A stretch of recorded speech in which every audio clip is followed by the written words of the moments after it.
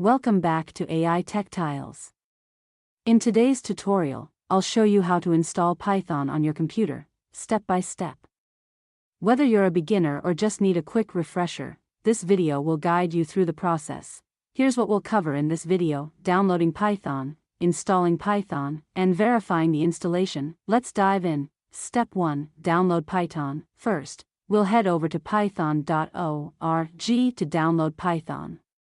I've also added the direct link in the description below to make it easy for you. Open your browser, click the link, or type in python.org.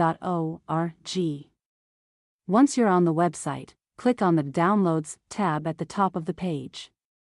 The website will automatically detect your operating system and offer the best version for your system.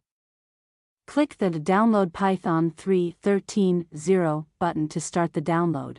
Step 2. Install Python. Once the download is complete, open the file.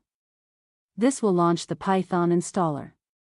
Before you click Install Now, make sure you check the box that says Add Python to Path.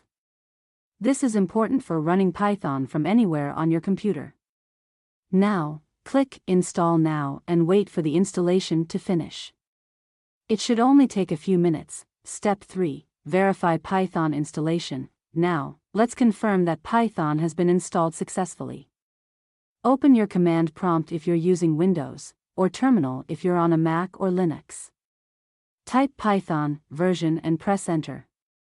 If everything is working correctly, you should see the version of Python you installed. If it shows something like Python 3.13.0, you're all set. That's it. You've now installed Python on your system, and you're ready to start coding in Python. In the next video, I'll walk you through how to install and set up an IDE, which will make coding in Python even easier. Don't forget to check the description for the link to the Python website, and make sure to like, share, and subscribe for more tech tutorials from AI Tactiles. See you in the next video.